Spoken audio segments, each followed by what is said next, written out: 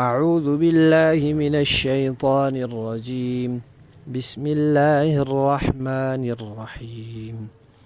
والعصر ان الانسان لفی خسر الا الذین آمنوا وعملوا الصالحات وتواصوا بالحق وتواصوا بالصبر۔ صدق اللہ العظیم۔ 30واں پارہ سورہ عصر، یہ قرآن پاک کی مختصر ترین صورتوں میں سے ایک ہے، لیکن اہم ترین صورتوں میں سے ایک بھی ہے۔ حضرت امام شافعی رحمہ اللہ فرماتے ہیں کہ اگر قرآن میں صرف یہی ایک صورت نازل کر دی جاتی تو ہدایت کے لیے کافی تھی۔ اس میں اللہ تعالیٰ نے یہ فرمایا ہے کہ قیامت کے دن سارے کے سارے لوگ نقصان والے ہوں گے، گھاٹے والے ہوں گے، سوائے ان لوگوں کے جو 4 کام کریں گے وہ کامیاب ہوں گے۔ پھر وہ کامیاب جو ہے وہ دنیا میں بھی کامیاب ہیں اور آخرت میں بھی کامیاب ہیں۔ پہلی ان کی خوبی یہ ہے، پہلی چیز ضرورت کی یہ ہے کہ ان کا ایمان صحیح ہو،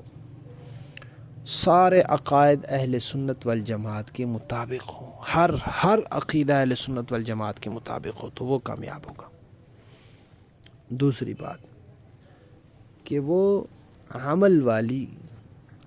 زندگی اپنائیں، جو کرنے کے کام ہیں ان کو کریں، جو بچنے کے کام ہیں ان سے بچیں، صرف نام کے مسلمان نہ ہوں، عمل والے مسلمان ہوں، باعمل۔ اور تیسرا یہ کہ ہر ایک بندہ صرف اپنی ذات کا نہ سوچے، پورے معاشرے کا، پوری امت کا، اجتماعی مفاد کا خیال رکھے، اپنے قول سے، اپنے عمل سے دوسروں کو بھی تاکید کرے، خود بھی دین پر مضبوطی سے قائم رہے، دوسروں کو بھی کہے کہ بھائی دین کو محفوظ رکھنا، دین بچانا، دین کا خیال رکھنا، دین سے رشتہ نہ توڑنا، دین کو اہمیت دینا، دوسروں کو بھی یہ نصیحت کرتا رہے، خود بھی اس کا خیال رکھے۔ اور چوتھی بات یہ کہ ہر ایک دوسرے کو یہ بھی نصیحت کرتا رہے، کہتا رہے کہ بھائی اگر دین کی وجہ سے کوئی سختی آئے، کوئی پریشانی آئے تو ہمت نہ ہارنا، تو صبر کرنا، تو ڈٹ جانا، دین نہیں چھوڑنا۔ کوئی مشکل حالات آ جائے، کوئی تکلیف آ جائے، کوئی پریشانی آ جائے، کسی بھی قسم کا کوئی مسئلہ بن جائے تو دین کو نہیں چھوڑنا، دین پر ڈٹ جانا، صبر سے کام لینا۔ جو قوم یہ 4 کام کرے گی بس وہی کامیاب ہے، جو لوگ یہ 4 کام کریں گے بس وہی کامیاب ہیں، باقی سارے نقصان میں ہیں۔ اور یہاں اللہ تعالیٰ نے قسم کھا کر فرمایا، اللہ تعالیٰ کو قسم کھانے کی کیا ضرورت ہے، لیکن انسان کے دل میں اہمیت بٹھانے کے لیے فرمایا کہ زمانے کی قسم ہے سارے انسان نقصان میں ہیں سوائے ان لوگوں کے جو یہ کام کرنے والے ہیں۔ اللہ تعالیٰ ہمیں یہ 4 کام آخر دم تک صحیح طریقے سے کرنے کی توفیق عطا فرمائے، آمین۔ بسم اللہ الرحمن الرحیم، نحمدہ ونصلی علی رسولہ الکریم، اما بعد۔ نبی کریم صلی اللہ علیہ وسلم نے فرمایا کہ کیا تم جانتے نہیں ہو کہ اسلام لانا، اسلام قبول کرنا، یہ ان گناہوں کو ختم کر دیتا ہے جو اسلام لانے سے پہلے کیے ہوتے ہیں۔ ایک بندہ مسلمان نہیں تھا، وہ گناہ کرتا رہا، بڑے بڑے گناہ کرتا رہا، چوریاں کرتا رہا، لوگوں کو قتل کرتا رہا، وہ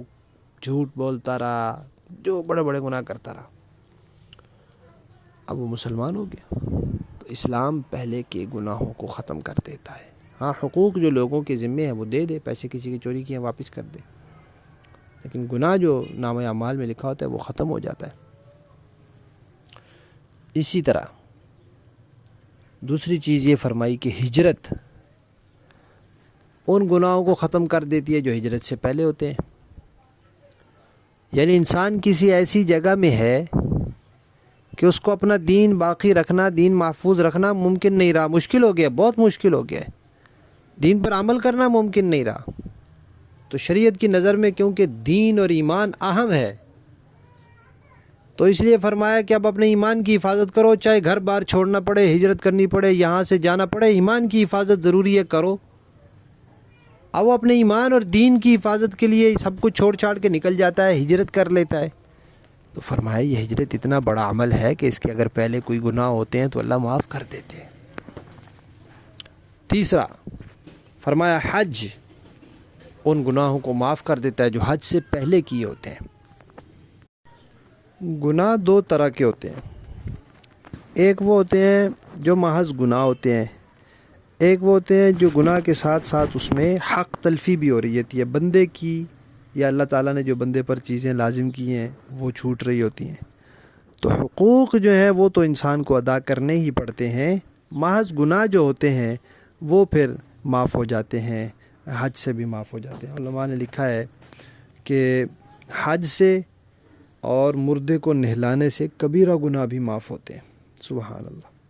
اللہ تعالیٰ ہم سب کو خیر و عافیت کے ساتھ اپنی زندگی میں بار بار مقبول حج عمرے کی سعادت نصیب فرمائے، آمین۔ بسم اللہ الرحمن الرحیم، نحمدہ و نصلی علی رسولہ الکریم، اما بعد۔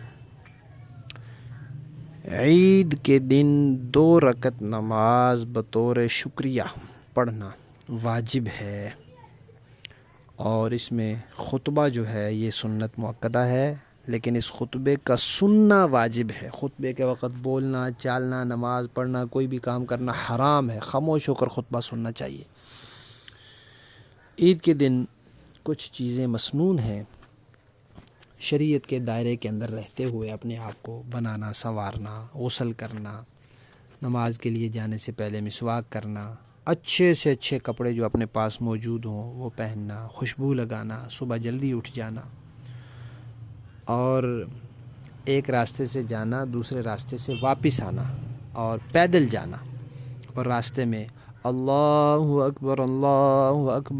لا الہ الا اللہ اللہ اکبر وللہ الحمد یہ پڑھتے جانا، چھوٹی عید کے موقع پر آہستہ اور بڑی عید کے موقع پر اونچی آواز سے۔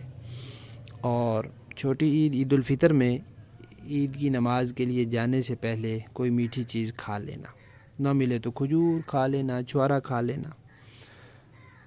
اور کسی نے صدقۃ الفطر نہ دیا ہو تو وہ عید کی نماز سے پہلے دے دیں۔ عید کی نماز میں 2 رکعت نماز ہوتی ہے، ایک تو اذان نہیں ہوتی، اس کے لیے اقامت نہیں ہوتی، بس نماز ہے۔ اس میں 6 زائد تکبیریں ہوتی ہیں جو واجب ہیں۔ طریقہ یہ ہوتا ہے کہ جب نماز شروع کرتے ہیں تو ثنا پڑھتے ہیں سبحانک اللہ، اس کے بعد 3 مرتبہ اللہ اکبر کہتے ہیں، ہاتھ کانوں تک اٹھاتے ہیں، اور پہلی 2 مرتبہ میں کھلے چھوڑ دیتے ہیں کیونکہ کچھ پڑھنا نہیں ہے، اور تیسری تکبیر میں جب ہاتھ کانوں تک اٹھا کر پھر باندھ لیتے ہیں، اور پھر اعوذ باللہ بسم اللہ سورۃ فاتحہ سورۃ، اس کے بعد رکوع سجدے۔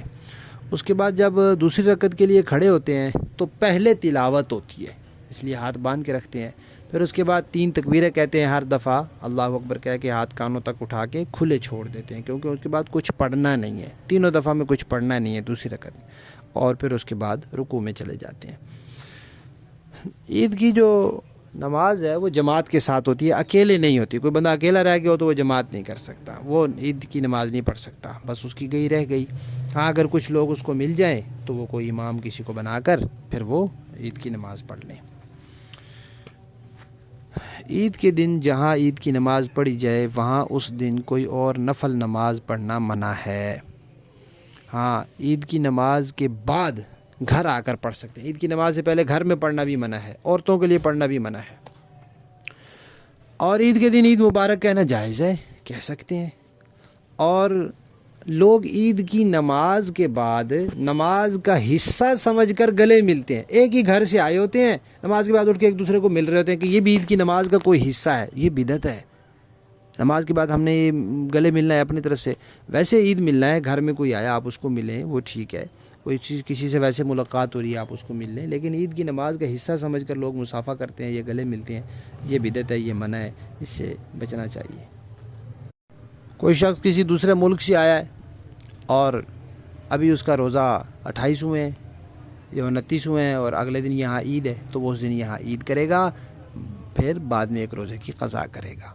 یا آیا ہے ایک دن پہلے آ گیا اور وہاں 30 روزے پورے ہو گئے ہیں تو کوئی بات نہیں، یہاں 31واں روزہ بھی رکھے گا اور پھر اگلے دن سب کے ساتھ عید کرے گا، اکیلا عید نہیں کرے گا۔ ایک اہم مسئلہ وہ یہ ہے کہ وہ عید کی نماز کے لیے آئے اور امام زائد تکبیریں کہہ چکا ہو، تو اب یہ بندہ دیکھے کہ اگر میں زائد تکبیریں کہوں گا تو اتنی دیر امام رکوع میں تو نہیں چلا جائے گا، تو یہ نیت باندھ کے زائد تکبیریں کہہ لے، اور اگر اس کو یہ ہے کہ امام رکوع میں چلا جائے گا تو یہ رکوع میں جا کے زائد تکبیریں کہہ لے، تکبیریں زائد کہے اور امام کے ساتھ شامل بھی ہو جائے۔ اللہ تعالیٰ ہم سب کو دین کی صحیح سمجھ نصیب فرمائیں، دین پر صحیح عمل نصیب فرمائیں، اور جو کچھ یہ رمضان کورس کے دروس میں کہا سنا، جو کچھ اس میں سے صحیح ہے اللہ تعالیٰ اس کے مطابق ہمیں عمل کرنے کی توفیق عطا فرمائے، اور اگر کوئی غلطی ہو گئی ہے تو اللہ تعالیٰ اس کو معاف فرمائے اور ہمیں اس پر مطلع فرمائے اور اس کی اصلاح کی توفیق عطا فرمائے۔